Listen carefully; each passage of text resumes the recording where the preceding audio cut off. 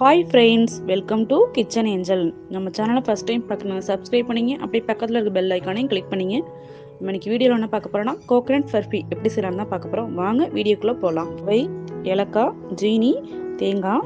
நான் இன்னைக்கு 50 கிராம் ரவை எடுத்திருக்கேன். இதை நம்ம கடாயில் ஒரு 5லேருந்து ஒரு 10 நிமிஷம் வரைக்கும் நல்லா வறுத்து எடுத்துக்கலாம். ரவையோட கலர் கொஞ்சம் கூட சேஞ்ச் ஆகாமல் அடுப்பை மீடியம் ஃப்ளேமில் வச்சு நம்ம வறுத்துக்கலாம். இது ஒரு பிளேட்டுக்கு மாற்றிக்கலாம். இப்போ அதே கடாயில் நான் ஒரு தேங்காய் எடுத்திருக்கேன். தேங்காயையும் நம்ம வதக்கிக்கலாம். தேங்காயோட நல்லா ஈரப்பதம் போகிற வரைக்கும் நம்ம தேங்காவை வதக்கிக்கணும். பார்த்தீங்கன்னா தேங்காயோட கலர் மாறாமல் இருக்கிற அளவு நம்ம வதக்கிக்கலாம். இப்போ மிக்ஸி ஜாரில் ரவையை சேர்த்துக்கலாம். அரைச்சி அந்த ரவையை ஒரு பிளேட்டுக்கு மாற்றிக்கலாம். அதே மிக்ஸி ஜாரில் இப்போ தேங்காவையும் சேர்த்து அரைச்சி எடுத்து வந்துடலாம். ஒரு அடிகனமான பாத்திரத்தில் சுகர் சேர்த்துக்கலாம். நான் இன்னைக்கு 300 கிராம் சுகர் எடுத்திருக்கேன். சுகர் கரையிறது கொஞ்சமாக தண்ணி சேர்த்துக்கலாம். ஒரு அரை டம்ளர் அளவு தண்ணி சேர்த்துக்கலாம். சேர்த்து நல்லா மிக்ஸ் பண்ணிக்கலாம்.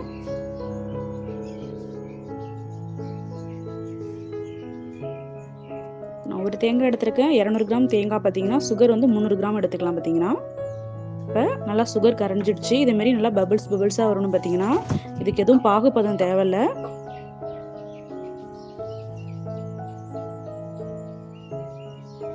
இதேமாரி நல்லா சுகர் கரைஞ்சதுக்கப்புறம் நம்ம தேங்காவை சேர்த்துக்கலாம்.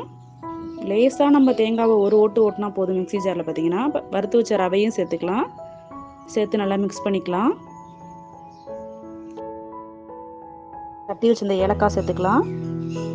சேர்த்து நல்லா மிக்ஸ் பண்ணிக்கலாம். நம்ம தேங்காய் ரவை சேர்த்ததெல்லாம் அப்படியே சுகர் நல்லா அப்சர்வ் பண்ணிக்கிட்டு பார்த்தீங்கன்னா நல்லா கைவிடாமல் மிக்ஸ் பண்ணிக்கலாம். பார்த்தீங்கன்னா அடுப்பை மீடியம் ஃப்ளேம்லேயே வச்சுக்கலாம். கொஞ்சம் கூட பாத்திரத்தில் ஒட்டாமல் வரணும். பார்த்தீங்கன்னா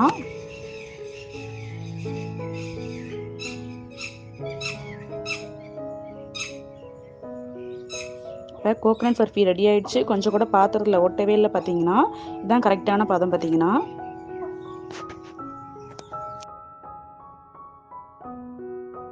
ஒரு பிளேட்டில் நெய் அல்லது பட்டர் தடவிக்கலாம். பார்த்தீங்கன்னா பிளேட் ஃபுல்லாக ஸ்ப்ரெட் பண்ணிக்கலாம். இப்போ நம்ம கோகனட் பர்ஃபியை பிளேட் ஃபுல்லாக வச்சிடலாம். பார்த்தீங்கன்னா இதை நம்ம மட்டம் படுத்திக்கலாம்.